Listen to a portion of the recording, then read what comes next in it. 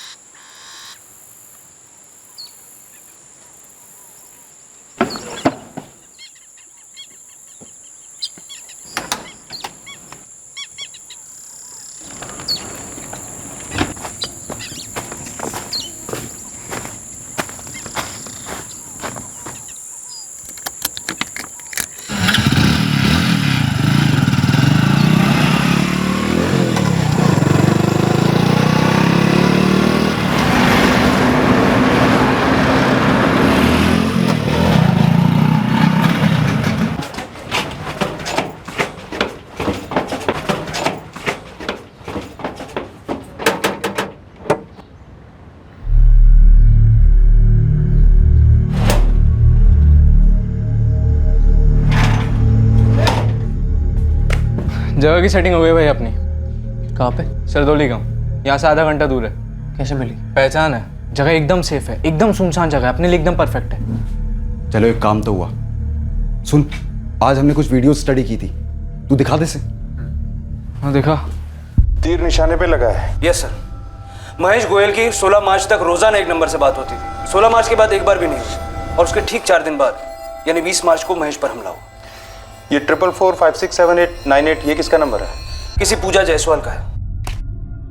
10 में से 8 केस में मोबाइल फोन रिकॉर्ड ने पकड़वाया बंदों को। और इसीलिए हम लोग अपने सेल फोन घर पे छोड़ के जाएंगे। मतलब फर्जी नाम पे सिम कार्ड खरीदेंगे? नहीं, हम एक ऐसे बंदे का फोन इस्तेमाल करेंगे जिसका हमसे कोई लेना देना ना हो। मतलब किसी का मोबाइल फोन चुराएंगे अपन? राइट। एक बात है जिसे तुम लोग नोट नहीं कर रहे हो भाई, जिसे अवॉइड करना नामुमकिन है। शक का फैक्टर, करीबी फैमिली पर गहरा शक। वीरू, मुंह फेर लेने से हकीकत नहीं फिर जाएगी। ये ले, तो कोई भी केस उठा किडनैपिंग का, कोई भी, घर वालों पर, रिश्तेदारों पर, दोस्तों पर, भाई पुलिस का शक जाता ही जाता है। अभी तू कोई भी पेपर उठा ले, तेरे ये क्राइम शोज देख, फैमिली डिस्प्यूट मतलब पुलिस का पहला शक फैमिली मेंबर्स पर ही जाता है। और बड़े माहिर होते हैं, साले सब सूंघ लेते हैं। फिरौती पहुंचने से पहले ना ये लोग तेरे घर के दरवाजे पे पहुंच सकते हैं। बहुत बड़ा रिस्क है भाई, दिमाग लड़ाना पड़ेगा। मेरे पापा अरविंद रंधावा एक गारमेंट शोरूम के मैनेजर हैं। मेरी मम्मी के शब्दों में मामूली से मैनेजर। सालों से मम्मी ये मामूली मैनेजर वाले मंत्र का जाप करते आई है। दुख है उन्हें, दर्द है उन्हें कि हमारे ही अपनों ने इतनी नाइंसाफी की हमारे साथ। नाइंसाफी का बदला लेना है ना वीरू, तो सेफ खेलना पड़ेगा। ये रिस्क बहुत बड़ा है भाई। और शक की सुई तेरे ऊपर टिके ही ना, हमें ऐसी प्लानिंग करनी होगी। तू समझ रहा है? मतलब ओपन एंड शट केस की मिसाल होनी चाहिए ये। जिन्होंने मुझे दर्द दिया है उनके साथ समझौता कर लो। समझौता नहीं, समझौते की एक्टिंग करनी है, और वो भी ऐसी कमाल की एक्टिंग कि तेरे अतीत का साया पुलिस के आसपास भी न मंड रहा है। Open and shut case. और अगर ये तेरे फैमिली के झगड़े वाली बात पुलिस के सामने आ भी जाती है ना, तो उनको तेरे तक पहुंचने की कोई लीड नहीं मिलनी चाहिए।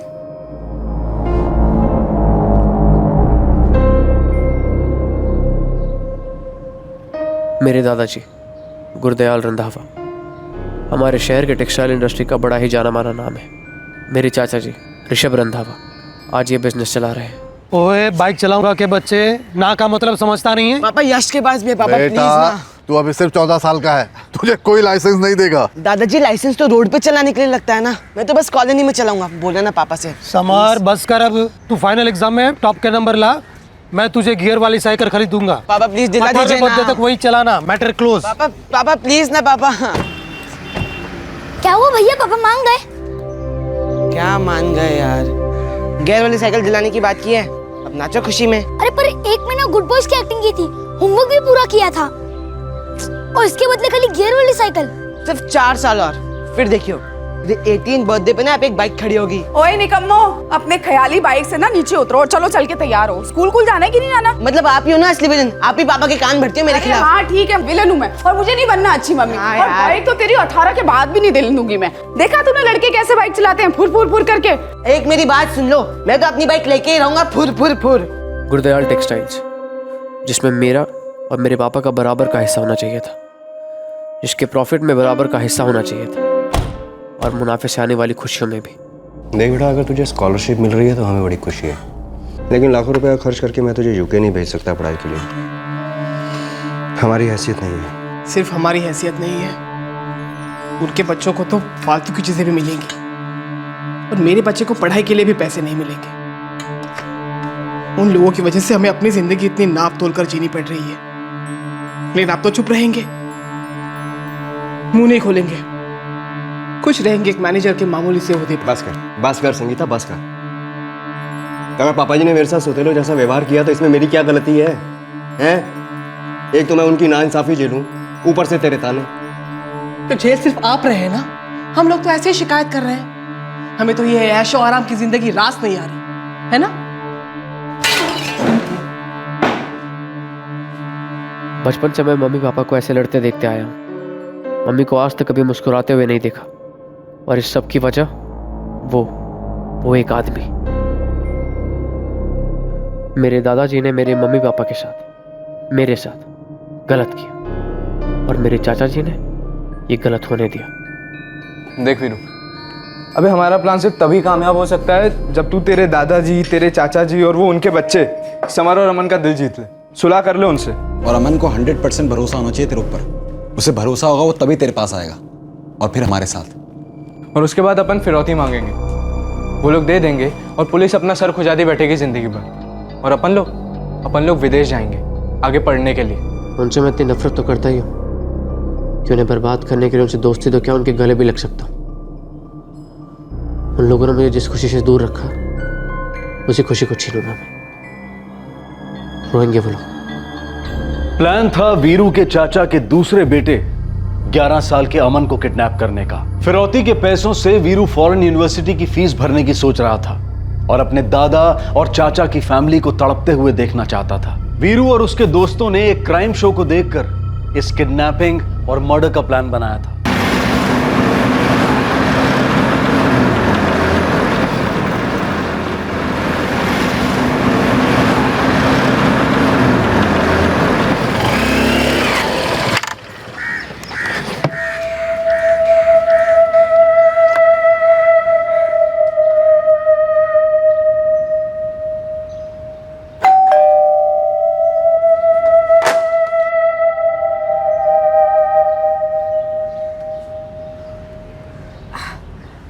चाची नमस्ते।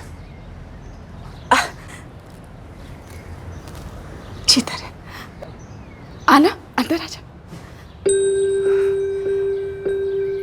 बैठ बैठ।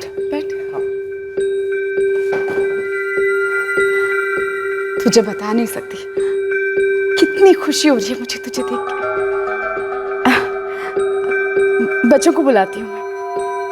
समर, अमन, अरे जल्दी आओ तो। समर। हाँ। अरे आके देख तो सही कौन आया है। यार मम्मी गेम भी खेलने नहीं देते हो आप। अरे अमन तू भी आ। पहचाना? पहचान। वीरू भैया। चाची ये समर है, कितना बड़ा हो गया है, और ये छोटे तो मुझे पहचाना ही नहीं। अमन बेटा, तेरे अरविंद ताऊ जी है ना, उनके बेटे हैं ये, तेरे बड़े भैया वीरू भैया। अच्छा तुम लोग बैठो, बातें करो, मैं कुछ खाने को लेके आती हूँ। बैठ। मैं दादाजी के घर एक अरसे के बाद आया था। चाची और छोटे भाइयों को आखिरी बार कब मिला था मुझे याद भी नहीं, लेकिन 4 साल पहले की रात मुझे याद है। दादाजी मिलने आए थे हमें, हमारे घर। वो रात मैं कभी नहीं भूल सकता।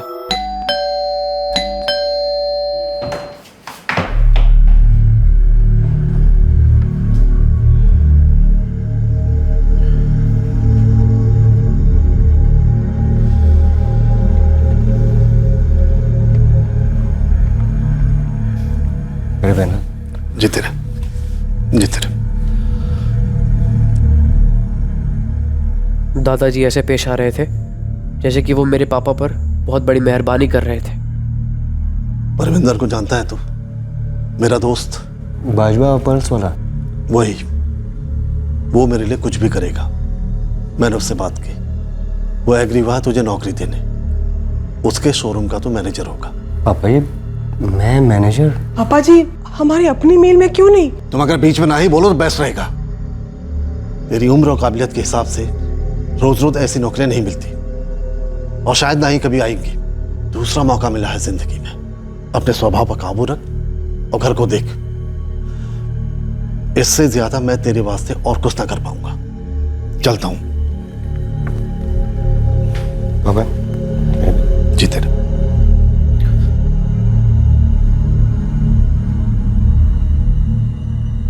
मेरे पापा को ये नौकरी मेरे दादाजी ने मानो एहसान के तौर पर दी थी। एहसान था, भीख थी, तरस था, जो भी था उसका नतीजा सिर्फ एक था, जिल्लत, अपमान।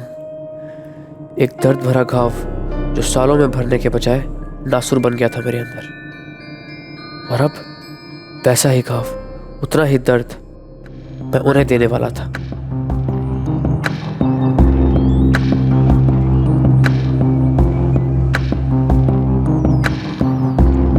ऐसा रास्ता ढूंढना होगा जहाँ पे एक भी सीसीटीवी कैमरा ना हो। अबे पहले ये तो लॉक कर ले कि अमन को कहाँ से उठवाना है। वो तुम दोनों करो, मैं अमन के सामने नहीं आ सकता, ऑब्वियस है। लेकिन वीरू, तू एक बात बता, देख तू तो प्लान के खातिर उनसे सुलह करने के लिए मान गया, और तेरे मम्मी पापा भी मान गए। क्या तू पापा जी के घर गया था? चाची और अमन समर से भी मिला? तेरा दिमाग खराब हो गया है क्या? तू फिर से दलील कराना चाहता है हमें? मम्मी ऐसे बैठे बैठे सोचते रहेंगे तो कभी आगे नहीं बढ़ पाएंगे। और क्या दिक्कत है उनसे मिलने में? वो भी तो परिवार है हमारा। तो तुझे क्या लगता है तेरे एक बार वहां होकर आने से तेरे दादाजी और चाचा जी हमें अपना लेंगे, प्रॉपर्टी में बराबर का हिस्सा दे देंगे? मम्मी देखिए, मुझे जो लगा मैंने वही किया। अब चाची, बच्चे सब लोग खुश थे मुझे देखकर। और क्या दिक्कत है? मुझे अच्छा लगा वहां जाके, और मैं तो कहता हूँ एक बार आप लोग भी जाके उनसे मिल लीजिए, अच्छा लगेगा आप लोगों को। तू भूल रहा है कि गलती उनकी थी। ठीक है, गलती उनकी थी, पर हम तो सुधार सकते हैं। उन्होंने पहले की तो हम तो कर सकते हैं। और एक बात मुझे गारंटी के साथ पता है कि वो लोग भी यही चाहते हैं।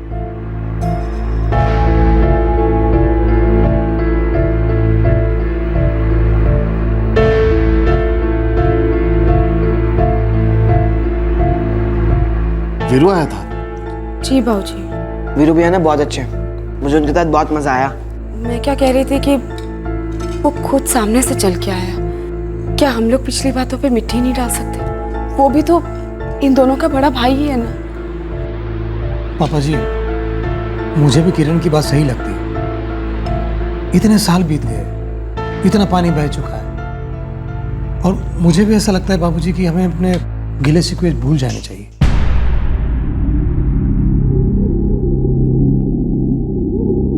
आज सुबह दादाजी का सामने से फोन आया था पापा के पास। मुझे लगता है अब सब पहले की तरह नॉर्मल हो गया है। देख भाई, रातों रात टूटे हुए रिश्ते जुड़ते नहीं हैं, और हमको भी कुछ खास जल्दी थोड़ी नहीं। ये सारा टाइम अपनी प्लानिंग परफेक्ट करने में लगा देंगे। अमन की हर मूवमेंट को बारीकी से ऑब्जर्व करने में लगा देंगे, और सही वक्त आने पर अमन को उठाएंगे, 50 लाख मांगेंगे, जेब हल्की होगी उनकी और दिल भारी। वो कहते हैं ना, एक तीर से दो निशाने।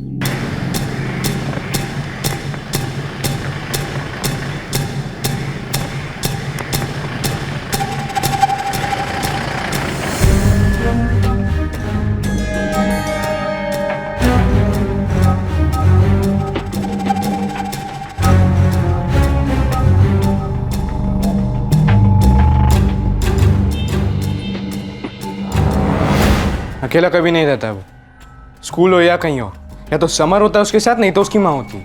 मतलब उसे अकेले कॉर्नर करने की कोई गुंजाइश नहीं है। एक छोटा सा मौका है हमारे पास अजय। देख, जब स्कूल खत्म होता है और बच्चे बस की तरफ जाते हैं, तब अमन का ग्रुप वहां पहले पहुंचता है, समर का बाद में।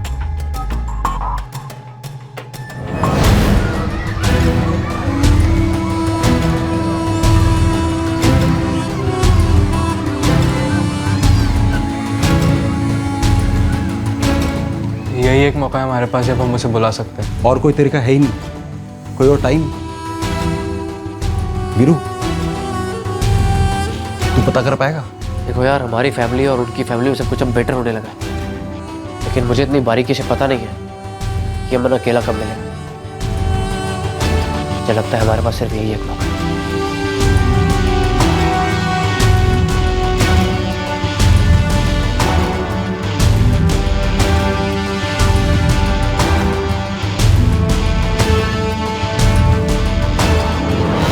ऐसा लगता है ना जैसे कल की ये बात हो, जब हम सब साथ में रहते थे। ये समर, ये तो मेरे पेट में था, और वीरू 5 साल का। मुझे तो कभी कभी लगता है जैसे पिछली जिंदगी हो। सब कुछ कितना बदल गया है ना तब से। हम लोग कितना बदल गए हैं। हम चाहे ना तो फिर से सब कुछ बदल सकता है, और प्यार से तो और भी जल्दी बदल सकता है ना भाभी?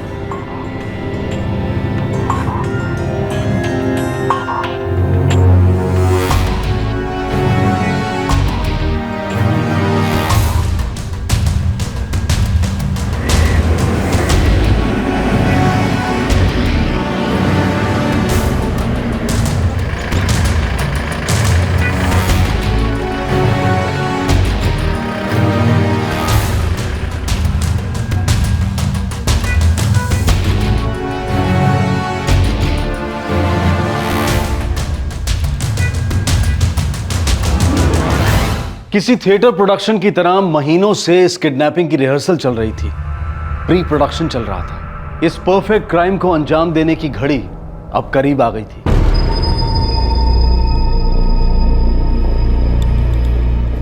दे, मैं निकलता हूँ। हाँ रुक, वैसे तो मैंने इसके सारे स्टिकर मार्क्स निकाल दिए हैं और रास्ते पे कोई सीसीटीवी कैमरा भी नहीं है, लेकिन अपने को कोई चांस नहीं लेना है। और ब्लैंक हेलमेट किसी को याद ही नहीं रहेगा। ले ले। ऊपर से मैं गॉगल्स भी पहनूंगा। अगर स्केच बनाने की नौबत भी आएगी तो पुलिस का आर्टिस्ट क्या स्केच बनाएगा?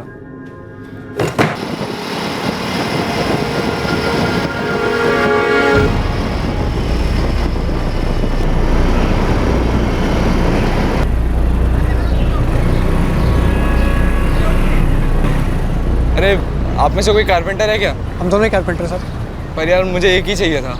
चलिए मैं चलता हूँ। बैठो। बैठ गए? चलिए।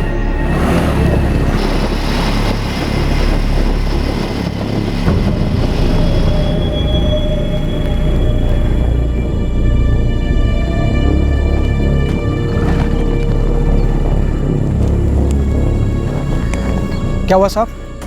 अरे बस यहीं रुकना है, पापा आएंगे, वो आपको ऑफिस से जाके काम दिखा देंगे। कितनी दूर ऑफिस? अरे यही 10 मिनट का रास्ता है, पर क्या है ना, वो ऑफिस की चाबी पापा के पास ही रहती है। अच्छा रुको, मैं पापा को फ़ोन कर लेता हूँ, 1 सेकंड। ना फ़ोन, लगता है मैं फ़ोन घर पर ही भूल आया। अब पापा को कैसे फ़ोन करूँ? अरे आपके पास फ़ोन होगा ना, आपका फ़ोन दो ना, मैं पापा को फ़ोन करके बता देता हूँ कि हम पहुँच गए। लो। हाँ अच्छा सुनो, अगर 3-4 दिन का काम होगा तो कर लोगे ना? कहीं बिजी तो नहीं हो? कैसी बात कर रहे हो? 3-4 दिन का काम होगा, मैं दौड़ाऊंगा। अपना काम तो मजदूरी करना है ना साहब। हेलो पापा, अरे मैं बोल रहा था, हाँ मैं पहुंच गया हूँ कारपेंटर को लेकर। आप कहाँ पर हैं? अरे ये अपना जैन चौक का बड़ा वाला पेड़ नहीं है, उसके सामने खड़ा हूँ मैं। हाँ ठीक है, मैं पहुँचता हूँ वहाँ पर। अरे 5 मिनट वेट कर सकेंगे आप? हाँ कर लूँगा। अरे वो क्या है ना, आज ही सारे काम बिगड़ने थे। उधर पापा की गाड़ी बिगड़ गई है, तो मैं बाइक से जाता हूँ, पापा को लेके आता हूँ, फिर आप और पापा बाइक से निकल जाना। जैसा ठीक समझा। पर मेरे पास फ़ोन नहीं है, तो मैं आपका फ़ोन लेके जाता हूँ, 5 मिनट में लाके दे दूंगा आपको। आप यहीं रुकना, मैं आता हूँ अभी बस।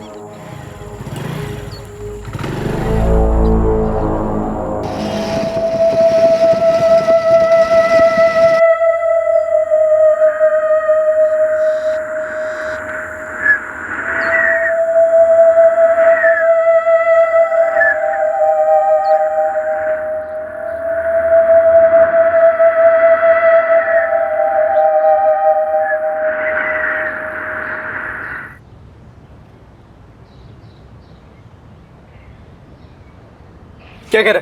किडनैप नहीं कर सकते का क्या मतलब है? कहीं ऐसा तो नहीं है ना अपने चाचा की फैमिली से मिलने के बाद तेरा प्लान चेंज हो गया हो? पैसों से ज़्यादा कहीं तेरे को उन लोगों से प्यार हो गया हो? नहीं, मकसद वही है, दर्द देना, उन्हें चोट पहुंचानी है। मैं तो फिर माजरा क्या है?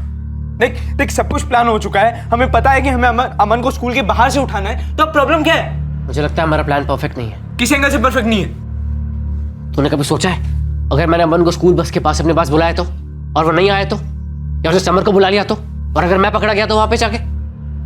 और सबसे बड़ी बात, अगर हम पहली बार में उसे उठाने में कामयाब नहीं हुए तो दूसरी बार वहां जाकर वही काम करना, 100% फंसेंगे। भाई मेरे, तू नेगेटिव सोच ही मत।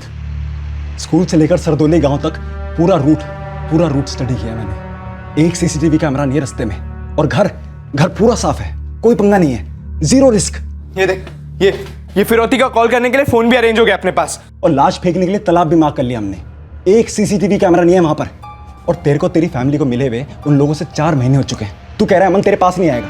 ऐसे कैसे हो सकता है यार? और कोई तेरे पे क्यों शक करेगा? देख वीरू, अभी नहीं तो कभी नहीं। अरे तुम लोगों को समझ में क्यों नहीं आ रहा है यार? अमन को नहीं उठा सकते, मतलब नहीं उठा सकते। अभी लाइफ के 8 महीने दिए मैंने इस प्लान को। दिन रात बैठ के तेरे क्राइम शोज देखा है, सबके एक एक गलतियां नोट की हैं, तो अब सब प्लान हो गया तो तुझे नहीं करना। अपना गुस्सा कंट्रोल में रख, समझा? बदले की आग को क्या हुआ तेरी? ठंडी पड़ गई? और तेरी यूके में पढ़ने के प्लान को क्या हुआ? बे सोच, 50 लाख रुपए मिलेंगे हम लोगों को, 50 लाख। सब बांटेंगे तो लगभग 16.5 लाख रुपए। ये प्लान शुरू किसने किया था? हैं? तूने कहा था भाई बदला लेना मेरे को। अरे बदला लेना है, बदला भी लेना है और पैसे भी चाहिए, और उन्हें जिंदगी भर का दर्द भी देना है, लेकिन अमन के जरिए नहीं। अमन बहुत रिस्की है, समर को उठाते। समर को? अबे तू पागल है? समर 14 साल का, उसे उठाना बहुत मुश्किल हो जाएगा। यूरोफॉर्म हाथी को भी बेहोश कर देता है। तो मेरे भाई को मिलना भी तो चाहिए अकेला। मिलेगा, जरूर मिलेगा। मैंने समर के मोमेंट्स को बहुत बारीकी से स्टडी किया है, वो अकेला मिलेगा हमें। हलवा क्या चाहे आराम से हाथ में आएगा।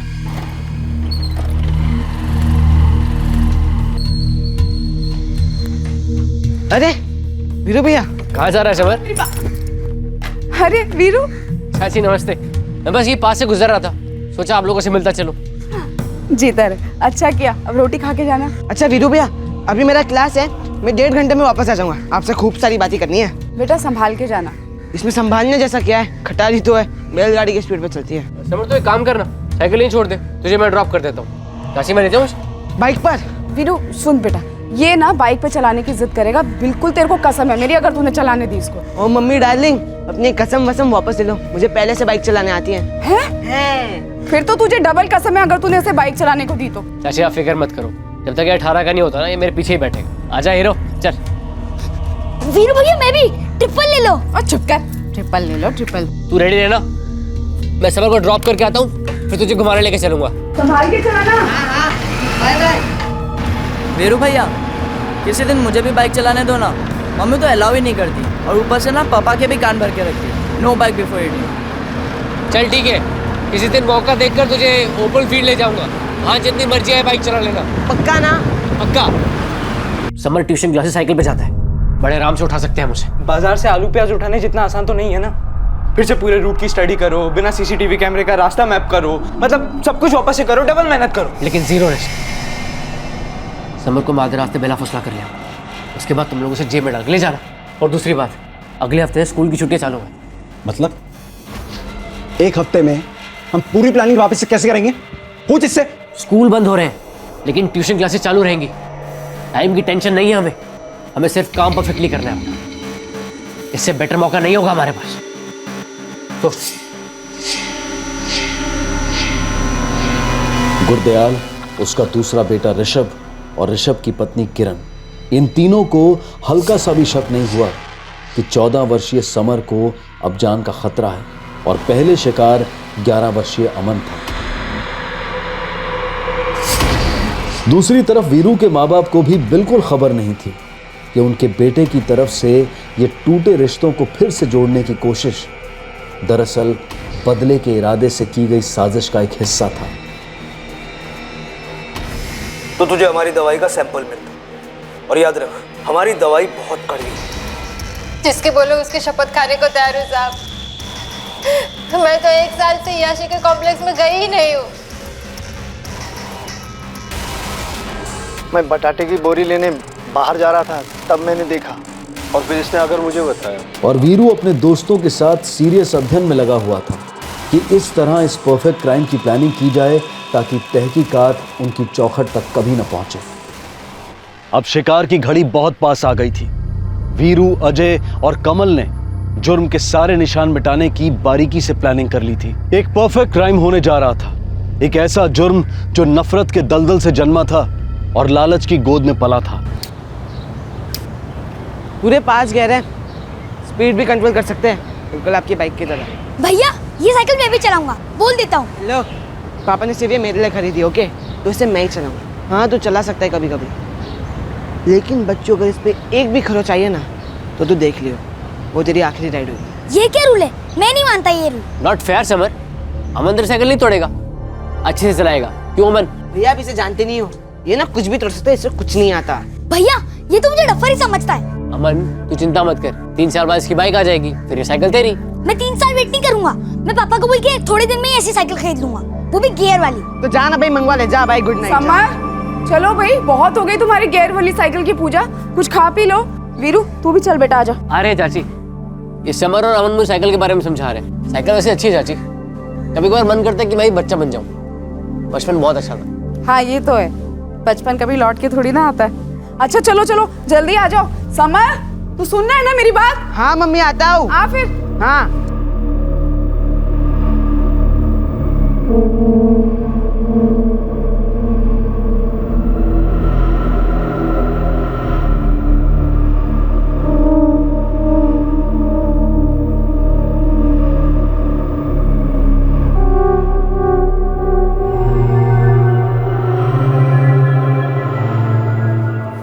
कल स्ट्राइक करते हैं। बहुत हो गई नेट प्रैक्टिस, सीधा गेम। क्यों वीरू, खामोश क्यों है तू? फिर से प्लान चेंज करने का इरादा तो नहीं है तेरा? ना, कल करेंगे। एक तीर से 2 निशान, बदला और पैसा।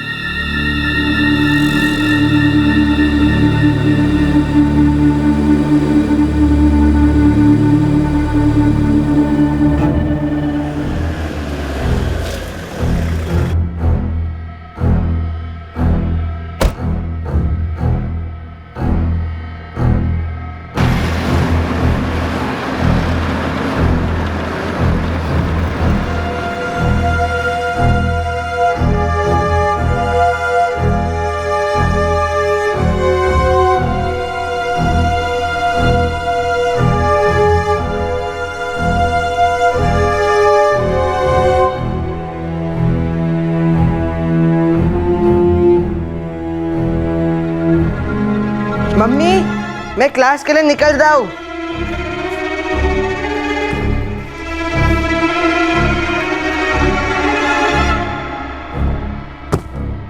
अरे क्या है भैया, आपको आउट कर दिए। समर मेरी बात सुन, पहले गियर में गाड़ी चलाना, सुन रहा है ना? ये लो, ऐसा ही था तो फिर गियर वाली साइकिल क्यों लेके दी? पहले वाली खटारा ही चला लेता। Bye bye. बाय।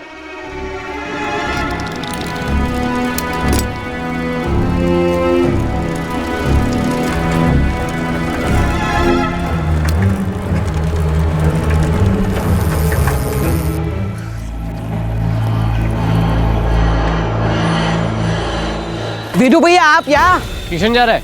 हाँ, अपना तो वही रोज का, लेकिन आप यहाँ? कुछ नहीं, मैं तो बस तेरे घर जा रहा था, फिर सोचा कि तू इसी रास्ते से ट्यूशन जाता है तो तेरा यही वेट करने लगा। कुछ काम था? देख मैं तुझे बताऊंगा ना, वो हमारे बीच में रहना चाहिए। चाचा चाची दादाजी या फिर अमन, तू किसी को नहीं बताएगा। हाँ मैं किसे बताऊंगा, बोलो ना। बाइक चलाएगा? बाइक? हाँ, मेरी यूनिवर्सिटी की बैक रोड खाली रहती है। बोल। यार लेकिन अभी मेरा 5 मिनट में क्लास है, हम क्लास के बाद चल सकते हैं? क्लास के बाद जाएगा तो चाची को पता लग जाएगा ना, बेकार का बवाल होगा। लेकिन अगर क्लास नहीं जाऊंगा तो भी तो मम्मी को पता चल जाएगा। एक दिन क्लास बंक कर लेगा ना तो ट्यूशन वाले देखकर फोन नहीं कर देंगे। वो तो वैसे भी नहीं करते, लेकिन मैं कभी क्लास बंक नहीं करता। ठीक है, तेरी मर्जी। मुझे लगा तुझे बाइक चलाने में इंटरेस्ट है, इसलिए सिखा दूंगा। तो मार लूँ बंक? मैं तो सोचता भी नहीं और पूछता भी नहीं। एक दिन क्लास बंक कर लेगा तो तेरा ना तो मेरे अपना नाम आ जाएगा ना निकल जाएगा।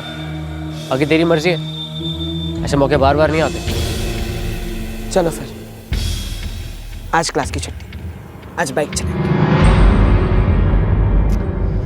लेकिन ये साइकिल का क्या करूं? साइकिल वही पार्क करते हैं जहाँ हमेशा पार्क करता है। तो तेरी ट्यूशन क्लास के बाहर। मैं तेरा मेन रोड पे वेट करता हूँ। ठीक है, जल्दी आना।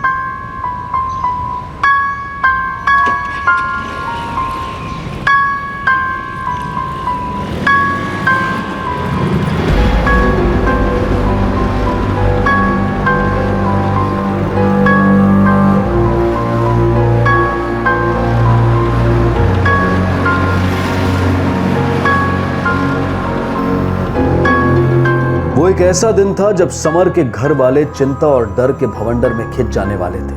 वो एक ऐसा दिन था जब कुछ ऐसा होने जा रहा था जिससे समर के माता पिता और दादाजी को लंबे अरसे तक एक ही सवाल कुरेदने वाला था कि आखिरकार उनके बड़े बेटे समर के साथ क्या हुआ। वो एक ऐसा दिन था जिस दिन वीरू के पिता अरविंद रंधावा को इस बात का पता ही नहीं चलने वाला था कि उनका बेटा वीरू एक भयंकर गलती करने जा रहा है। वो एक ऐसा दिन था जिस दिन वीरू की मां संगीता की सालों की शिकायत पर एक्शन लिया जाने वाला था।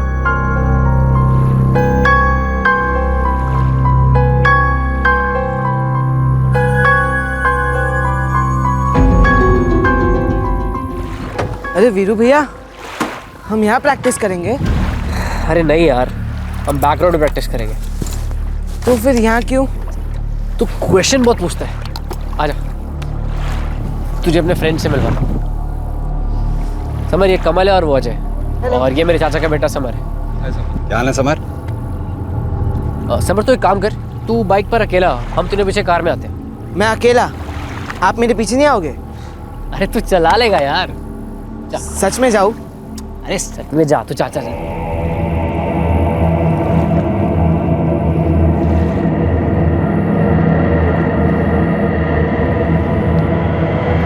वीरू भैया,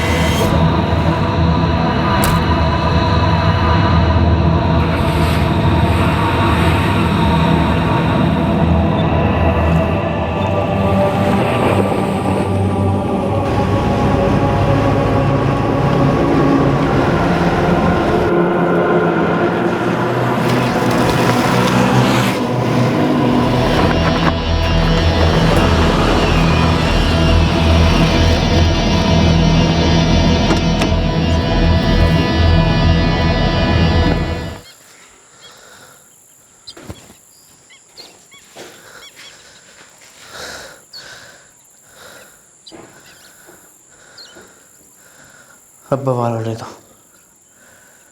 उसके बाद कमल, तू घर पे फिरौती के लिए फोन करेगा। एक काम खत्म, अब रोकना।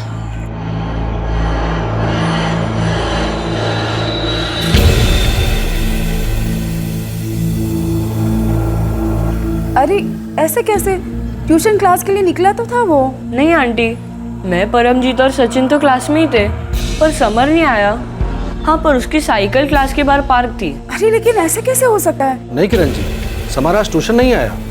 हाँ, उसकी साइकिल जरूर बाहर पार्क है, लेकिन वो अंदर नहीं आया। तूने उसके दोस्तों से बात की? परमजीत, सचिन, विवेक, सबसे बात होगी मेरी। क्लास के टीचर से भी बात हुई। सबका यही कहना है कि वो क्लास में आया ही नहीं है और उसकी साइकिल बाहर खड़ी हुई है। 1.5 घंटे की क्लासेस, अक्सर 4 बजे पहुंच जाता है वो। 5:30 बज रहे हैं। इतनी देर के लिए गया काम? आप अभी के अभी घर आ जाइए, मुझे कुछ ठीक नहीं लग रहा है। तुम टेंशन मत लो, मैं बस पहुंचा ही समझो। क्या हुआ ऋषभ? घर पर सब ठीक है? पापा जी, समर ट्यूशन क्लास गया था, साइकिल बार पार्क्ड है, लेकिन लड़का अंदर गया ही नहीं। 1.5 घंटे के क्लासेस होते हैं, किसी को नहीं मालूम वो कहाँ है। घर भी नहीं पहुंचा अभी तक। तो फिर कहाँ चला गया वो? नहीं तो वीरू तो घर पर ही है। लो, तुम बात कर लो उससे। वीरू, वीरू। हाँ मम्मी। लेकिन हुआ क्या है? बेटा, ये किरण चाची का फोन है, पूछ रही है तुम्हारी समर से कुछ बात हुई थी क्या? तुम उससे मिले थे क्या? नहीं तो क्या हुआ? तो बात करो।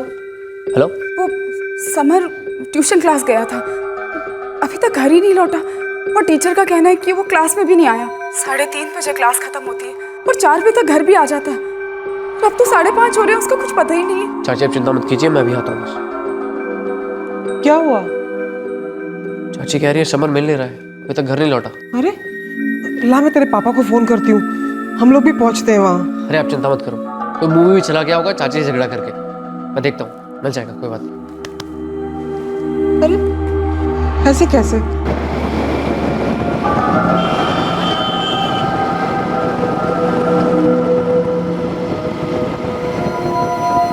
सब जगह इधर उधर फोन जाएंगे, मेरे घर भी जाएगा। ठीक है, तू निकल, हम तेरे को ठीक 7:15 बजे फोन कर देंगे। अरे सुन, तू वापस आएगा हाँ 8:30 तक। बॉडी ठिकाने लगानी हमने।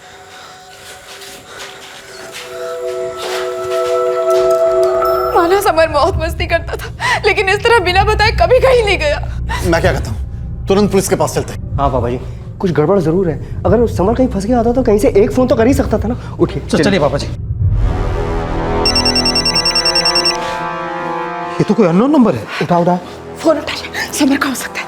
हेलो, कौन बोल रहा है? आप कौन बोल रहे हैं? समरजीत के पापा से बात कर रहा हूँ। मैं बोल रहा हूँ ऋषभ, समर का पापा। अरे कौन बोल रहा है? क्या बात है?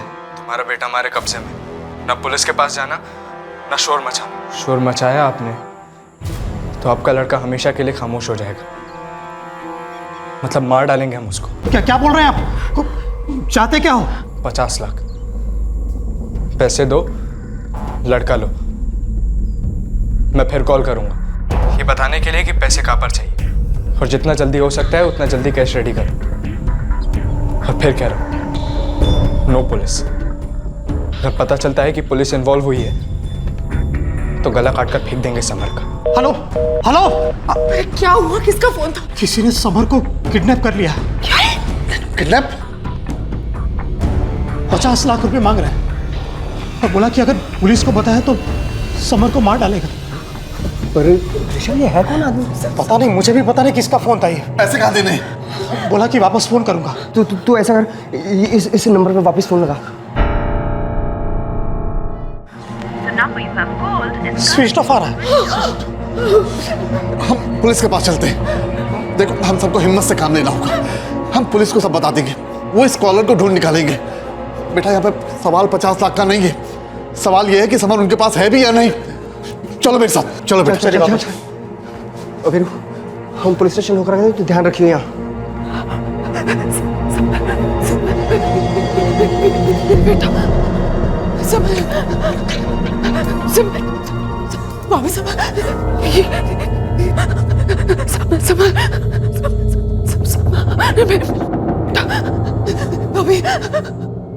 अरे जान अटकी उन लोगों की समर में, चुपचाप 50 लाख कैश निकाल के दे देंगे। मुझे लगता है पुलिस के पास जाएंगे। लेकिन बाय चांस मैं फिरौती का कॉल करता हूँ और तेरे चाचा समर के पापा बोलते कि वो पुलिस के पास ही जाएंगे, ऐसा हुआ तो? भाई अगर ऐसा हुआ तो वीरू तेरे को संभालना पड़ेगा, तेरे को रोकना पड़ेगा उन्हें पुलिस तक जाने से। अरे फिर तो बेटा करके, अगर मैंने उनको रोका तो वो लोग मुझे शक करेंगे। तो क्या करें, पुलिस के पास जाने दे उन्हें? अरे मेरे दादाजी और चाचा जी के पास बहुत पैसा है, 50 लाख तो यही ऑफिस में पड़े रहते होंगे। मुझे नहीं लगता कि वो समर की लाइफ के साथ रिस्क लेंगे। हम पैसे मांगेंगे और वो लोग दे देंगे।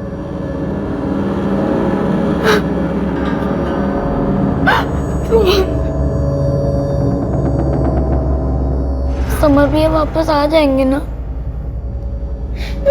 आ जाएंगे। अरे यार, संभाल मम्मा लेगा वो सब ठीक है, लेकिन हमारे पास कोई प्लान भी है ही नहीं। अगर वो लोग पुलिस के पास चले गए तो क्या करेंगे हम? हमने कुछ सोचा ही नहीं है। अरे यार तू नेगेटिव मत सोच यार, वीरू आता ही होगा, फिर ये इस लाश को ठिकाने लगा देंगे हम लोग। ठीक है, सुबह फोन करेंगे फिरौती के लिए, पैसे उठाएंगे और यहाँ से रफो चक्कर। सर, जिस नंबर से फिरौती के लिए कॉल आया था वो नंबर अभी भी स्विच ऑफ है। गुरदयाल जी, आप दे सकते हैं 50 लाख फिरौती के लिए? आप कहना क्या चाहते हैं? मेरे कहने का मतलब यह है कि वो लोग जानते हैं कि आप 50 लाख दे सकते हैं, इसलिए उन्होंने आपके सबसे नाजुक पॉइंट पर अटैक किया, आपके पोते पर। संदीप सर, जिस नंबर से फिरौती के लिए कॉल आया था, अर्जेंट बेसिस पे उसकी डिटेल्स चाहिए। Done sir. समर अपने साथ सेलफोन रखता है क्या? जी नहीं सर, वो मांगता तो है लेकिन हमने दिया नहीं उसे। सर मेरी समझ में नहीं आता है कि समर की साइकिल बाहर पार्क्ड है, समर ऐसा कभी नहीं कर सकता कि वो बाहर साइकिल पार्क करे और क्लास बंक करे। साइकिल शायद उसी ने वहां छोड़ी है या फिर किसी ने वहां उससे रखवाई है। किसने? जो समर को अच्छी तरह से जानता है और उसकी हर मूवमेंट से वाकिफ है। आप जल्द से जल्द एक्शन शुरू कीजिए, मेरा पोता खतरे में हो सकता है। हमारा काम शुरू हो चुका है और जब तक उस नंबर की डिटेल्स नहीं आ जाती जिस नंबर से फिरौती के लिए कॉल आया था, आप हमारी दो तरह से मदद कर सकते हैं।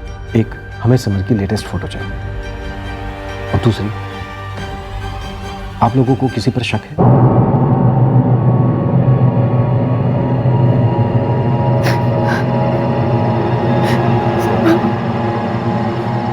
किरण, तो थोड़ा पानी पी लो। मम्मी, मैं एक बार बाहर जाके आता हूँ। कहाँ जा रहा है? मेरे से यहाँ बैठा नहीं जाएगा। मैं देखता हूँ कि क्लास के बाहर शायद कुछ पता चले। ठीक है, जा तो। भैया मैं भी चलूं? नहीं नहीं, तू मम्मी के पास रह, मैं आता हूँ।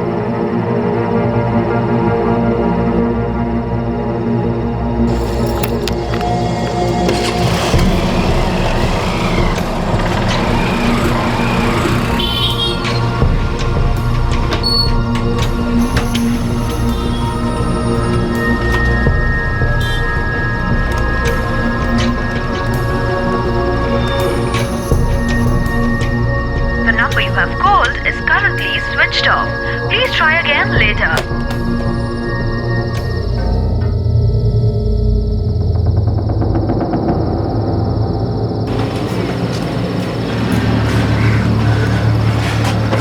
हम लोग अपना अपना फोन घर पर छोड़ेंगे।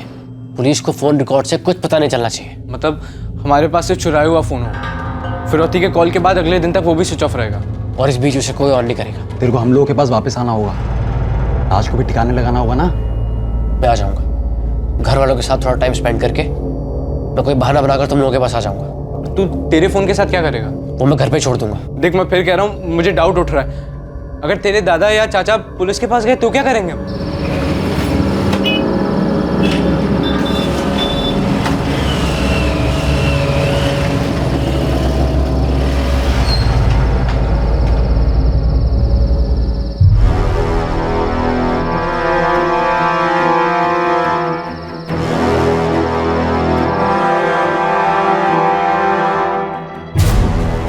क्या बात?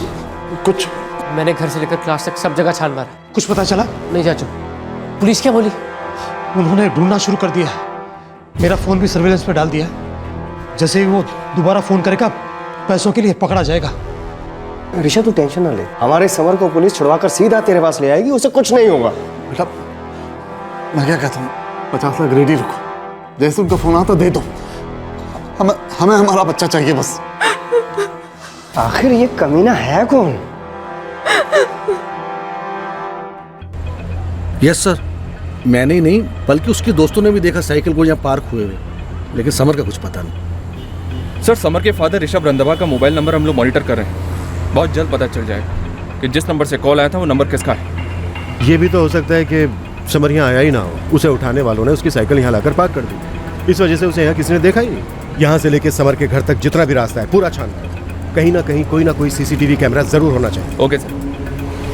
अच्छा, समर की क्लास 2 बजे शुरू होती है, राइट? यस सर, और 2 बज गए 5 मिनट होते हैं, सारे स्टूडेंट क्लास में आ जाते हैं। समर कभी लेट हुआ है? नहीं सर, समर कभी लेट नहीं हुआ, कभी एब्सेंट भी नहीं रहा है, बहुत ही रेगुलर स्टूडेंट रहा है सर। Thank you. अबे कहाँ मर गया ये वीरू? अबे 9 बज गए अभी तक नहीं आया साला। साले को फोन भी नहीं कर सकते हैं। मैं पहले दिन से कह रहा हूँ तुम लोगों को, लेकिन साला तुम लोग सुनते ही नहीं हो मेरी। वहाँ क्या हो रहा है इसके बारे में कुछ पता नहीं चल रहा अपने को। और वीरू क्यों नहीं आ रहा है ये? घर से ट्यूशन क्लास तक जाने का बस वही एक बाईपास का रास्ता है, वहां से पूर्वी चौक पर लेफ्ट। जी ठीक है ऋषभ जी, हमने समर के फोटोग्राफ हमारी सारी पेट्रोलिंग वैन्स को भेज दिए हैं और अब उसकी ट्रैकिंग शुरू हो चुकी है। Thank you sir. क्या हुआ जी? क्या कहा पुलिस ने?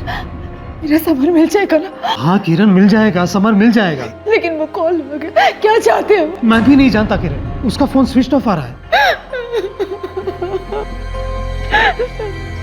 दादाजी, मैं एक बार फिर से चेक करके आता हूँ, यहाँ बैठे रहने से कुछ नहीं होगा, शायद कुछ पता चल जाए। ठीक है बेटा।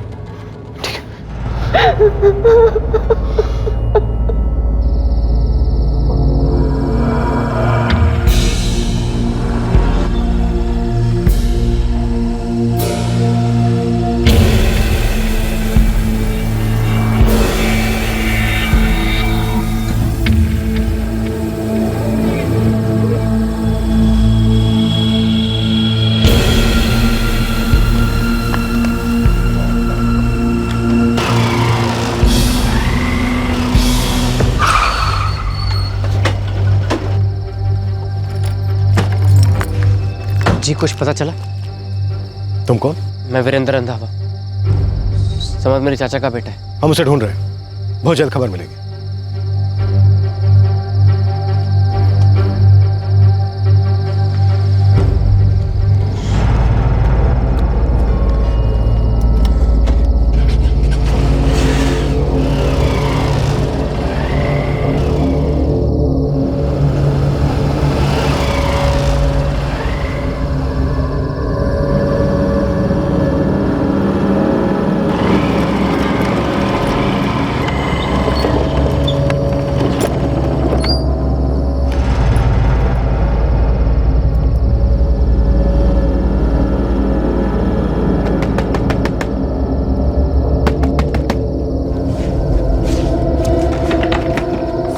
साढ़े 8 बजे आना है तेरे को। अब आ रहा है तू? तेरे से उल्टा पुल्टा हो गया यार। सुन, वो फोन और सिम का है, तोड़ना है उसे, जला दो उसे। क्यों? तो फिरौती का कॉल कैसे करेंगे हम? और उसके लिए कोई नया फोन चुरा लेंगे। इस फोन के पीछे पुलिस पड़ी हुई है।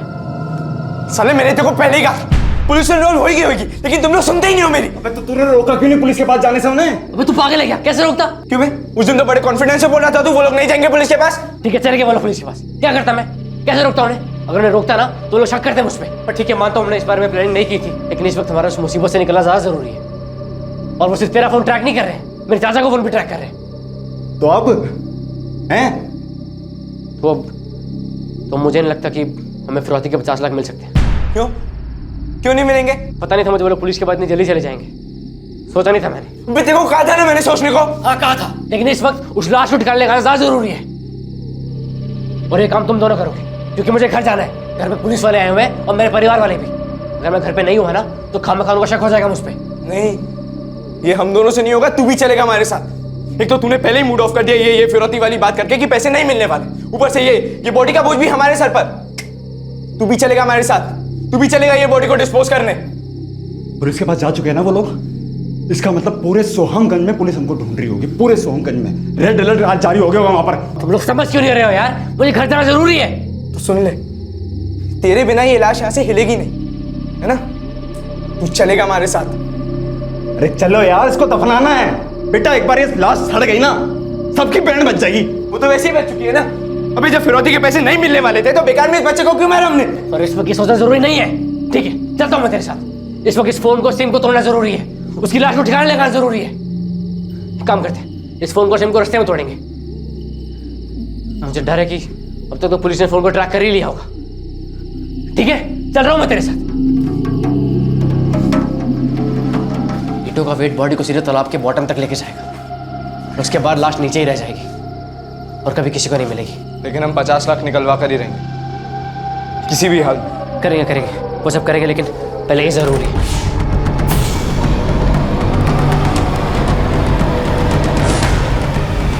जिस तालाब पे हम लोग जा रहे हैं ना, वो कम से कम 10 किलोमीटर दूर है यहाँ से। तुम लोग दुआ करो कि रास्ते में कोई चेक नाका न मिले हमको। तू बस चलता रहे, इतना सोच मत।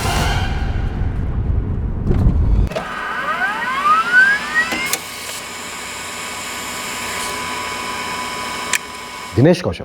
जी हाँ सर, यही पास की बस्ती में रहता है। 99% फर्जी होगा, फिर भी रेड करो।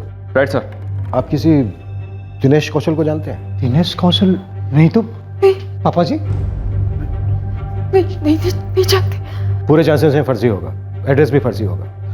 आपको फिरौती के लिए जिस नंबर से कॉल आया था वो इसी नाम पर रजिस्टर्ड है। एड्रेस भी है पास की बस्ती का। और ये कौन हो सकते हैं? कोई क्रिमिनल गैंग हो सकता है, या फिर कोई ऐसा हो सकता है जिसके साथ आपका कोई झगड़ा हुआ हो जिसे आप जानते हो। फैमिली में कोई झगड़ा, कोई पुरानी दुश्मनी, कोई गुस्सा।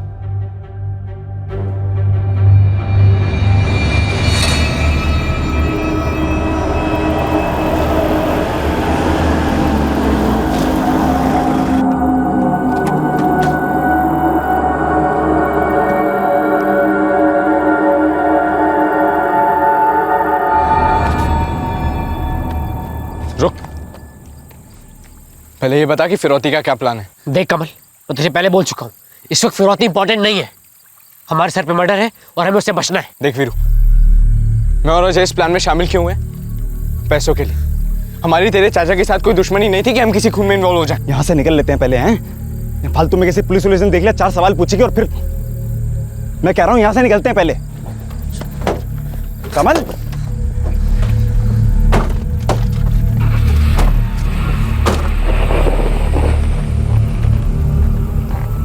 अब तक जुर्म बड़ी सटीक प्लानिंग के साथ एग्जीक्यूट हो चुका था, जिसकी वजह से पुलिस का उन लोगों तक पहुंचना लगभग असंभव था। आधा मिशन पूरा हो चुका था और आधा अभी बाकी था, जो था फिरौती की रकम। क्या इन 3 कॉलेज स्टूडेंट्स के हाथ में 50 लाख रुपए आने वाले थे?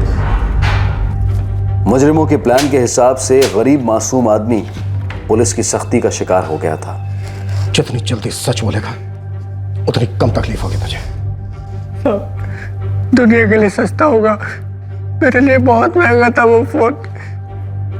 चुरा ले गया। नाम और पता बोल उसका। मुझे नहीं पता वो कौन था। मुझे बोला कि वो अपना फोन घर पे भूल गया। एक फोन करने के लिए मेरा फोन मांगा और फोन किया उसने। किसे फोन किया था उसने? इसके पापा को। उस दिन तेरे फोन से एक भी फोन नहीं किया गया। ये देख, ये रहे तेरे फोन रिकॉर्ड्स। झूठ बोलता है हमसे, झूठ बोलता है। नहीं साहब, सच बोल रहा हूँ। उसके बाद वो मेरा फोन लेकर चले गए, ये कहकर कि उसके पापा को लेके आना है। पूरे 2 घंटा मैं इंतजार करता रहा साहब। उसके बाद सोचा शायद मुझको उल्लू बना गए। कौन है वो आदमी जो तेरा फोन इस्तेमाल कर रहा है? साहब मुझे नहीं पता, मैं नहीं जानता। सर, बाईपास रोड का सीसीटीवी फुटेज आ गया है। जोशी, जब तक इसका मुंह नहीं खोले तेरा डंडा नहीं रुकना चाहिए।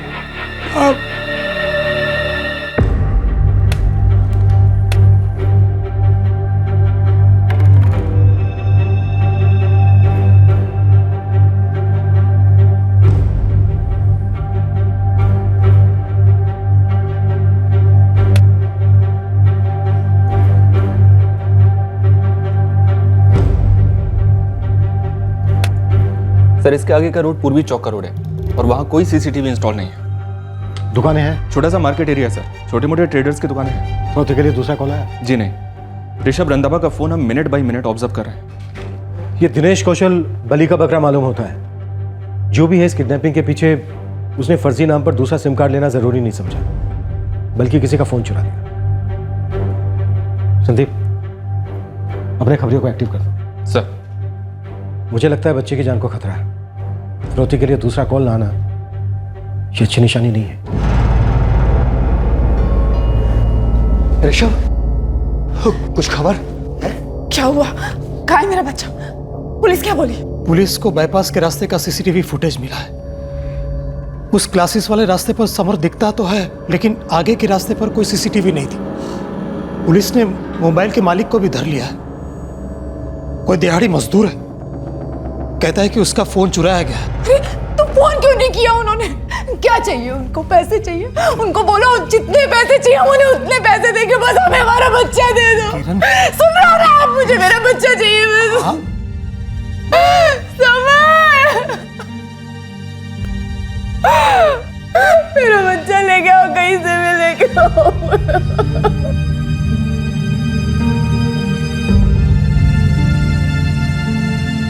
मुझे ऐसी चोट पहुंचानी थी चाचा की फैमिली को कि बच्चा खोने का दर्द उन्हें जिंदगी भर रहे, जैसा मुझे दर्द था मेरे बचपन खोने का। पूरा बचपन मेरा दर्द में निकला था, जो मेरी माँ की गोद में घर बना बैठा था। इसमें नया क्या है? पहले दिन से आपके साथ नाइंसाफी होती आई है। सारी प्रॉपर्टी और फैक्ट्री देवर जी अपनी बनाकर बैठ गए हैं। बस कर। क्यों? बस क्यों करूं मैं? संगीता, हमने तय किया था, बच्चे के सामने बिल्कुल नहीं। उसे सब मालूम है और मालूम होना भी चाहिए कि पैसा खून से गाढ़ा होता है। तू खाना खा। उसे ये सब जानने की जरूरत नहीं है। उसे पता होना चाहिए कि जो हक उसके पापा का था, उसका हो सकता था, वो मारा गया है।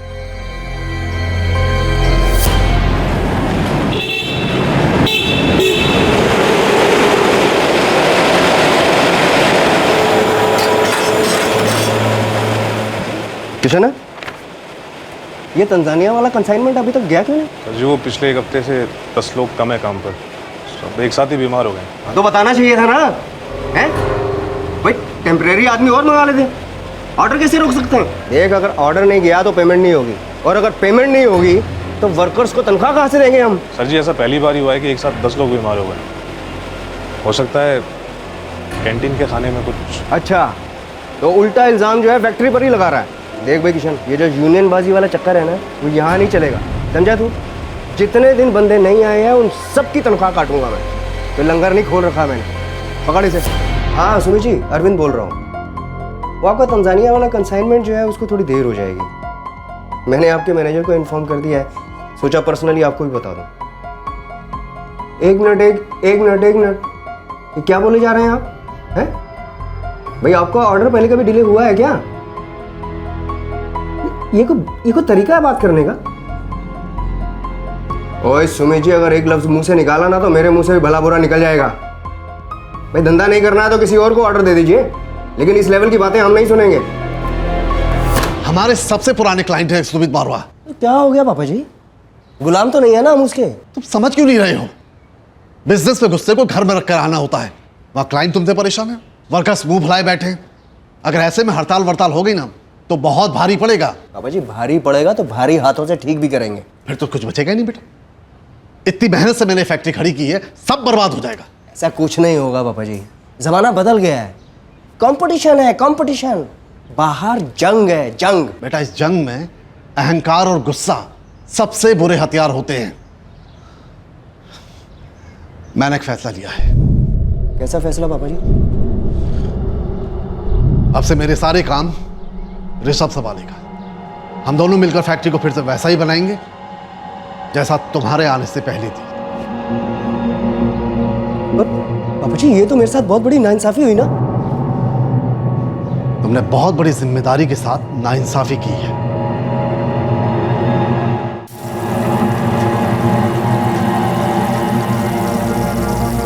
भाभी, मैं पहले परांठे बना लूं, पापा और इनको फैक्ट्री जाना है। ठीक है, पहले तुम ही बना लो, मेरे इनको तो कहीं जाना है नहीं अब। अरे भाभी,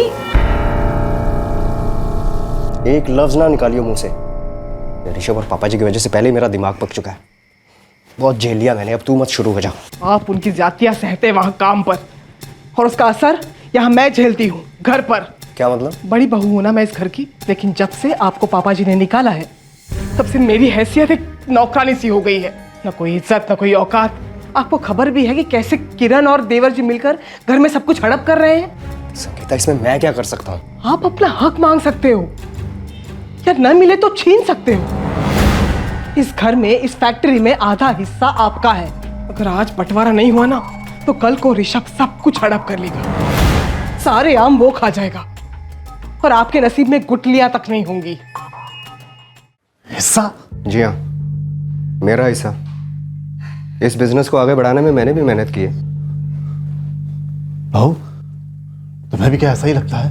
पूरे मोहल्ले बिरादरी में यही बात हो रही है कि बड़े बेटे के साथ नाइंसाफी हुई है और छोटे बेटे ऋषभ को सब कुछ दिया जा रहा है। पापा जी, इससे पहले कि हम सबके दिलों में कलेश पैदा हो, नाराजगी पैदा हो, आप हिस्सा कर ही दीजिए।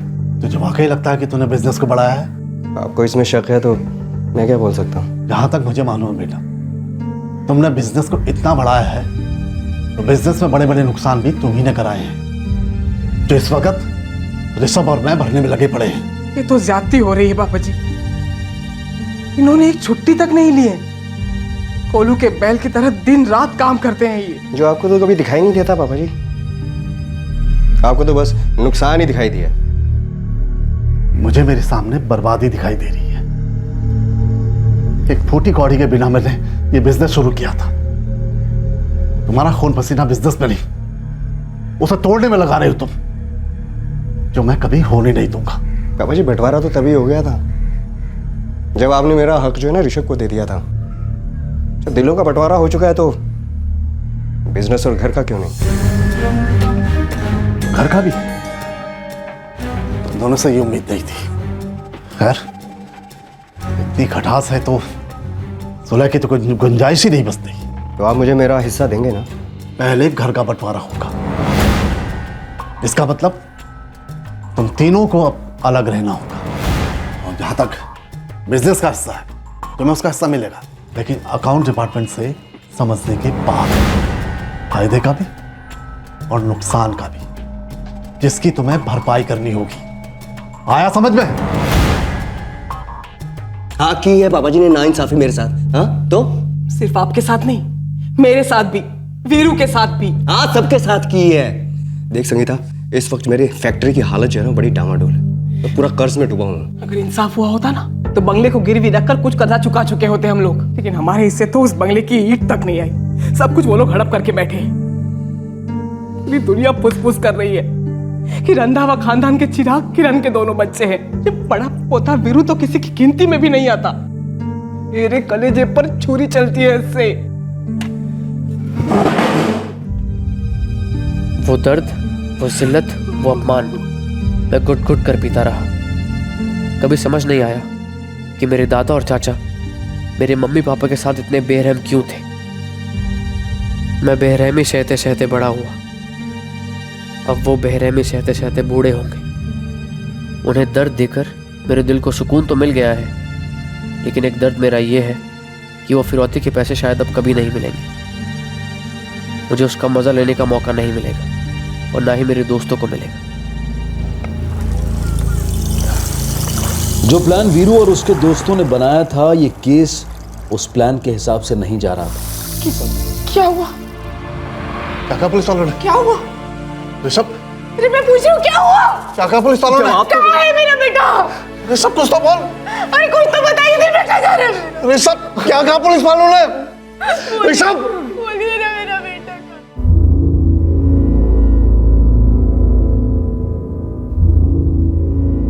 सर गली हुई ईंटें।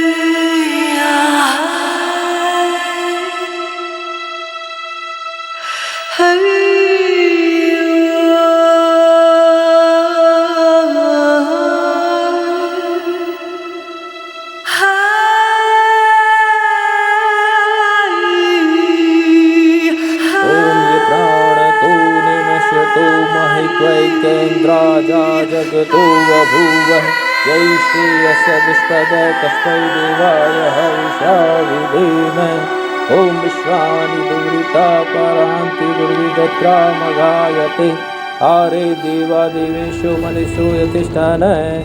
जुर्म हो चुका था, पुलिस को पीड़ित की लाश मिल चुकी थी, पर तहकीकात में कोई सफलता नहीं मिल पाई थी। एक भी सुराग सामने नहीं आया था। समर के घर से कोचिंग क्लास तक का पूरा रास्ता दोबारा स्कैन हुआ। पुलिस इस उम्मीद में थी कि शायद कोई एक बारीक डिटेल उनसे अनदेखी हुई होगी जो उन्हें मिल जाए। हमेशा की तरह किडनैपिंग केसेस के सारे हिस्ट्री शीटर्स की कड़ी पूछताछ की गई, पर असली आरोपी पुलिस के जाल से कोसों दूर थे।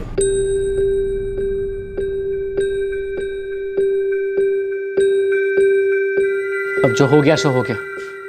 जो नहीं मिल सकता उसके बारे में सोचने से कोई मतलब नहीं है। ऐसी हाई फंडा डायलॉग बाजी से हमारी हकीकत तो नहीं बदल जाती ना वीरू रंधावा जी। सच तो ये है कि आपको जो चाहिए था वो आपको मिल गया और बाकी की चीजों की आपको पड़ी नहीं है, और हम दोनों बिना टिकट के इस जुर्म की बस में सवार हो गए। हाँ तो ठीक है, उसी बस की सीट पर जमकर बैठा रहे और उस बस को इस जुर्म से जितना दूर सके उतना दूर जा रहे थे, क्योंकि इस वक्त हमारी सेफ्टी जरूरी है, पैसे नहीं। जितनी जरूरत तेरे को थी ना पैसे की, उतनी मेरे को भी थी।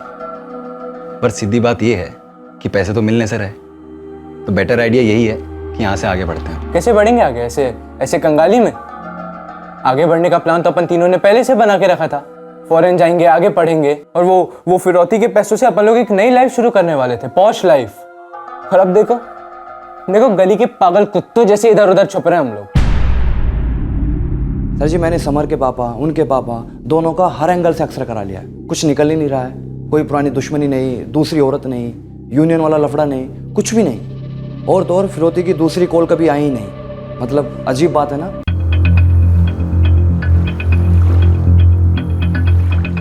समर की ट्यूशन क्लास से ये तालाब बाई रोड 1 घंटे की दूरी पर। सर हो सकता है उसे यहीं पे लाकर मारा गया हो। ब्लड स्ट्रीम में क्लोरोफॉर्म मिला है, मतलब कहीं ना कहीं उसे ले जाकर बेहोश किया गया होगा और कहीं और ले जाकर उसे मार दिया गया होगा। उसके बाद यहाँ लाकर उसे डंप कर दिया। एक बात समझ में नहीं आ रही है, समर कोई 2-4 साल का बच्चा नहीं बल्कि अच्छा खासा 14 साल का लड़का था। तो जब उसे क्लोरोफार्म से बेहोश किया गया तो उस वक्त तो चिल्लाया क्यों, जबकि ट्यूशन क्लास के रास्ते पर काफी लोग होते हैं उस वक्त। हो सकता है सर उसे बेहोश वहां नहीं कहीं और किया गया हो। तो वहां उसे ले जाया कैसे गया, वो भी साइकिल ट्यूशन क्लास के बाहर पार्क करते हुए। समर किसी अजनबी के साथ तो जाएगा नहीं। मतलब हम समझ सकते हैं जिस आदमी के साथ समर गया वो आदमी समर के लिए अजनबी नहीं था। उस आदमी ने जो किया सो किया, लेकिन हमारे लिए कोई सुराग नहीं छोड़ा। और वो जो आपके कस्टडी में दिनेश कौशल है, उसका भी जुर्म की दुनिया से दूर दूर तक कनेक्शन ही नहीं बनता साहब। दिन में एक बार खाना खाकर आदमी पैसा बचाता है सारा घर भेजने के लिए। इस जुर्म में ऐसा लग रहा है मानो सारे सुराग जानबूझकर सोच समझकर मिटाए गए। इस दिनेश कौशल का फोन 3 हफ्ते पहले चुराया गया था सर, और सीसीटीवी फुटेज भी थोड़े रास्ते तक ही है, उसके बाद नहीं। क्योंकि उन्होंने रास्ता ही ऐसा चुना संदीप। वो लोग जानते थे कि फोन नंबर से सीसीटीवी से हम उन्हें ट्रैक कर सकते हैं। सर फिरौती का कॉल मर्डर के बाद हुआ है, मतलब एक बच्चे को किडनैप करने के बाद तुरंत उसे मार देने का प्लान क्यों और कैसे बना होगा? समर उस आदमी के साथ गया क्यों होगा? इतनी जान पहचान वाला भला कौन हो सकता है? फैमिली का कहना है कि किसी से कोई प्रॉब्लम नहीं है, ना ही फैमिली में, ना ही मोहल्ले में, ना ही कोई फैक्ट्री में। एक प्रॉब्लम थी सर जो शायद उन्होंने आपको नहीं बताई। कैसी प्रॉब्लम? दोनों भाइयों के बीच की प्रॉब्लम थी, अरविंद और ऋषभ।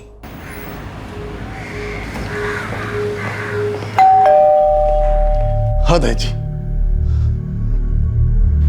2 हफ्ते हो गए मेरे पोते को बेरहमी से कत्ल कर दिया गया और आप उसके खूनी को ढूंढने के बजाय मेरे खून पे शक कर रहे हैं। हम सिर्फ संभावनाएं टटोल रहे हैं। आप मजाक कर रहे हैं, वर्दी पहनकर मजाक कर रहे हैं आप, और मजाक बन रहे हैं। ठीक है, हम निकम्मे हैं, अपना काम ठीक से नहीं कर रहे हैं। लेकिन गुरदयाल जी, एक बात आपको मैं बता दूं, हमने kidnapping murder cases investigation procedure का हर एक तरीका आजमाया, एक एक रूल फॉलो किया, लेकिन अभी तक एक भी सुराग हमारे सामने नहीं आया। क्या वजह हो सकती है इसकी?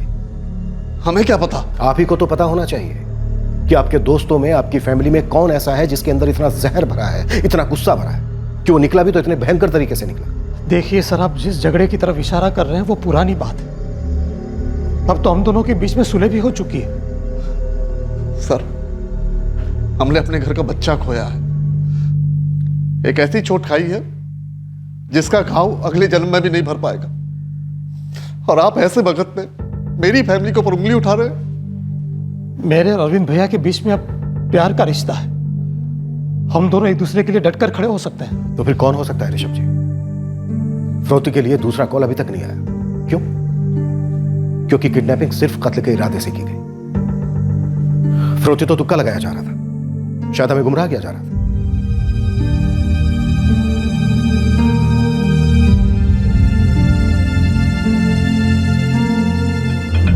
जब केस ही सीधा नहीं है तो जवाब सीधे साधे कैसे मिलेंगे? अब तो मैं और भी श्योर होता जानो सर, बच्चा जरूर किसी करीबी दोस्त या रिलेटिव के साथ गया होगा। लेकिन क्लोरोफार्म देते समय कोई शोर शराबा नहीं। मुझे ऐसा लग रहा है संदीप, इस केस में हर कदम, हर एक्शन लेने से पहले जैसे रिहर्सल की गई हो, टेक्स्ट बुक क्राइम। पूरा एफर्ट इस डायरेक्शन में लगाया गया है कि हम उन तक कभी पहुंच ही नहीं पाए।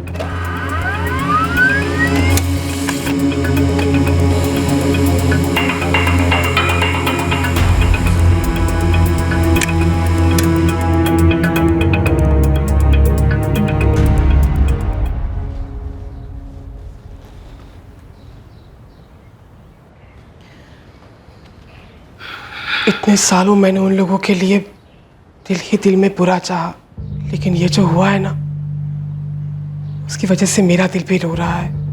माँ बाप के लिए अपना बच्चा खोना कई बार मरने जैसा है। संगीता, रोज ही मरने जैसा है ये।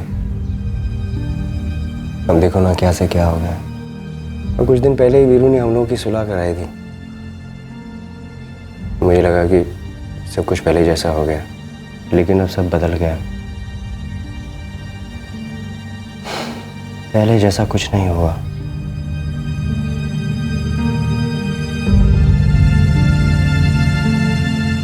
देखो, ऋषभ और किरण को ना हमारी सख्त जरूरत है। हमें डटकर उनका सहारा बनना होगा। अतीत में कुछ भी हुआ हो, वो अपने लोग हैं। मेरा छोटा भाई है वो।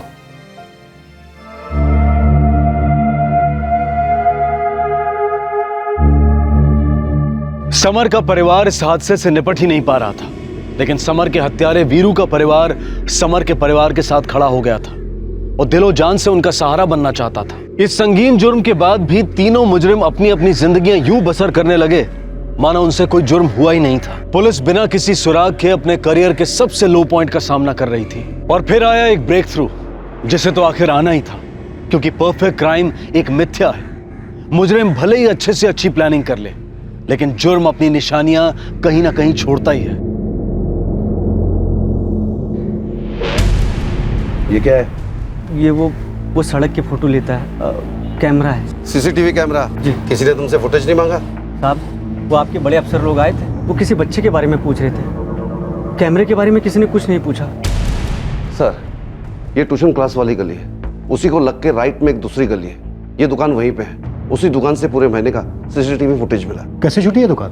गलती हुई है सर, बहुत बड़ी गलती हो गई। दरअसल टीम को हर दुकान को चेक करना था और किया भी था, और इस दुकान पर भी गई थी टीम गई थी सर, लेकिन उस दुकानदार ने बताया, टीम ने उससे पूछा समर को देखा है कि नहीं, उसने कहा नहीं।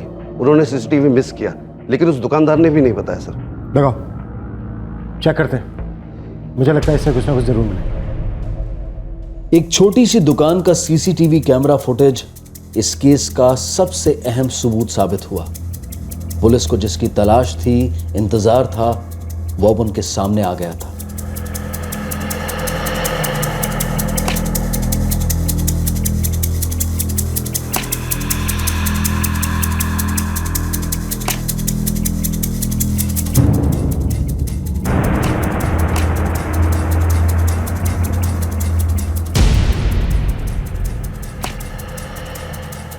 समर अपनी मर्जी से किसी के साथ गया।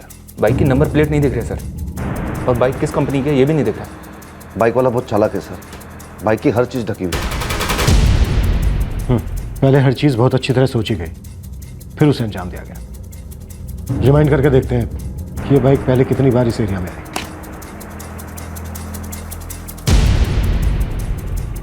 सर एक मिनट, सर ये देखिए, लगता है ये वही बाइक है। ये तो वीरेंद्र रंधावा है, समर के ताऊ का लड़का। जी कुछ पता चला? तुम कौन? मैं वीरेंद्र रंधावा, समर मेरे चाचा का बेटा है। वही लड़का है, वही बाइक, वही शर्ट। लेकिन बाइक के ऊपर से हर आइडेंटिफिकेशन मार्क को या तो निकाला गया सर, या ढका गया है। तगड़ी प्लानिंग की गई, लेकिन समर को उठाने से चंद मिनट पहले बिना हेलमेट के उस एरिया से गुजरा और पकड़ा गया।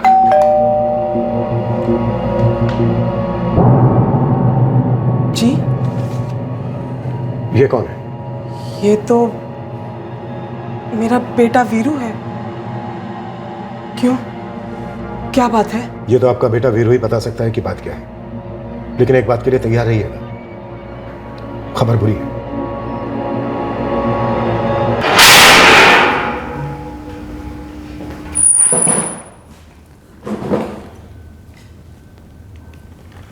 वीरू, पहली बात, कांग्रेट्स, बहुत लंबे समय बाद हमने इतना शातिर खूनी देखा है। और दूसरी बात, मना करके हमारा टाइम वेस्ट मत करना, क्योंकि पूरी रिकॉर्डिंग है हमारे पास। देखना चाहेगा?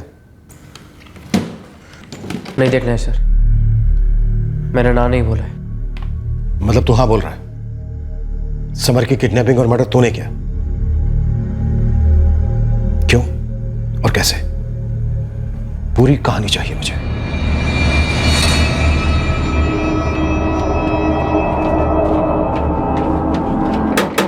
अच्छा देखना कौन है। जी क्या बात हो गई? कौन कौन से एपिसोड देखे हैं क्राइम शो के तुमने? हमको भी तो बताओ, थोड़ी तैयारी हम भी तो कर लें अपनी वो एपिसोड देखकर। इतने सारे एपिसोड्स देखे बार बार दिल लगाकर, लेकिन इन एपिसोड्स की एंडिंग नहीं देखी। मैं कुछ पूछ रहा हूं वीरू, इन एपिसोड्स की एंडिंग नहीं देखी? नहीं देखी सर। काश की देखी होती। हर एपिसोड की एंडिंग में शातिर से शातिर मुजरिम पकड़ा ही जाता है, और उसकी वही जगह होती है जो हर मुजरिम की होती है, जेल। क्राइम कभी सफल नहीं होता है वीरू। हर क्राइम की कीमत चुकानी पड़ती है, एक बड़ी कीमत चुकानी पड़ती है, जो तेरे साथ साथ तेरा परिवार भी चुकाएगा। वो तो पापा पहले ही चुका चुके हैं सर। इतने सालों की गरीबी और बेइज्जती, आप नहीं समझेंगे सर। समझ तो तू नहीं पाया फिर। हर परिवार में शोर शराबा होता है, गिले शिकवे होते हैं, लेकिन उन्हें इस तरह से सुलझाना पूरी तरह से गलत है। तूने सुलह की, दोस्ती का हाथ बढ़ाया सिर्फ बदले के लिए। अगर तूने सही इरादे से दोस्ती की होती, सुलह की होती, तो आज तू यहां हमारे सामने नहीं बैठा होता। तूने दो परिवारों को मिलाया, तुझे अंदाजा है बदला तो तेरा वहीं पूरा हो गया था। तो भाइयों को गले मिलाया, इंसाफ तो वहीं मिल गया था, दर्द का मरहम तो वहीं मिल गया था। तू पढ़ा लिखा है, स्मार्ट है, इतनी सी बात तेरी समझ में नहीं आई। एक बच्चे को मार डाला तूने, उस बच्चे को जो तेरा छोटा भाई था, तुझे अपना हीरो मानता था। सोच सोच कि क्या किया है तूने।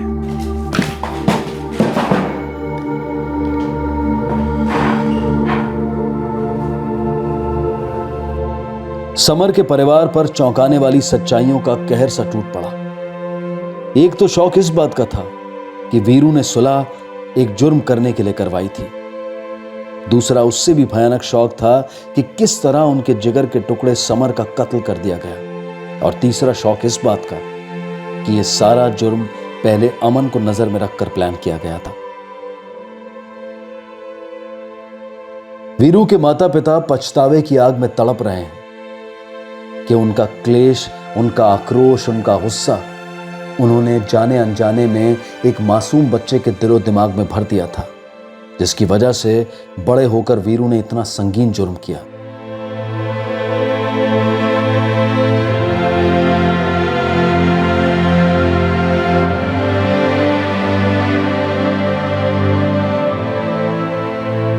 एक 14 वर्षीय जिंदा दिल बच्चे को धोखे से मौत के घाट उतार दिया गया, सिर्फ इसलिए क्योंकि उसके चचेरे भाई का यह मानना था कि समर के पिता और दादा ने उसके परिवार के साथ अन्याय किया था। इस भयानक जुर्म से कुछ हासिल नहीं हुआ, कोई गलती नहीं सुधरी, बस एक और बहुत बड़ी गलती हुई जो कि एक संगीन जुर्म था, किडनैपिंग और मर्डर। अक्सर हमारी टीम से, हमारे शो से कुछ लोग शिकायत करते हैं कि क्राइम शोज नए क्रिमिनल्स के लिए मानो कोई स्कूल है जहां वो जुर्म सही तरीके से करने का पाठ पढ़ते हैं। हमें बेहद दुख होगा अगर कोई भी इंसान हमारा शो देखकर जुर्म की तरफ आकर्षित हो जाए या जुर्म करने में शातिर हो जाए। हम हर एपिसोड के बीच में और आखिर में, खासकर आखिर में, एक ही संदेश बार बार देते हैं कि क्राइम नेवर पेज।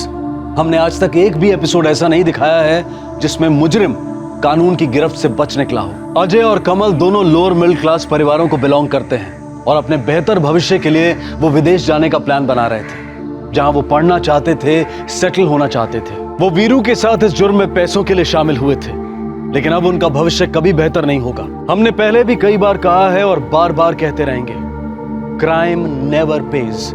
जुर्म से कभी किसी का भला नहीं हो सकता। इसी विचार के साथ अब मैं अनूप सोनी आपसे विदा लेता हूं। फिर मुलाकात होगी अगले एपिसोड में एक और चौंका देने वाले केस के साथ। तब तक सतर्क रहें, सुरक्षित रहें और देखते रहें क्राइम पेट्रोल सतर्क। सबा केक को सीख हम सबको। जय हिंद। इस तरह के और भी एपिसोड देखने के लिए हमारे चैनल को सब्सक्राइब करें और बेल आइकन दबाना ना भूलें।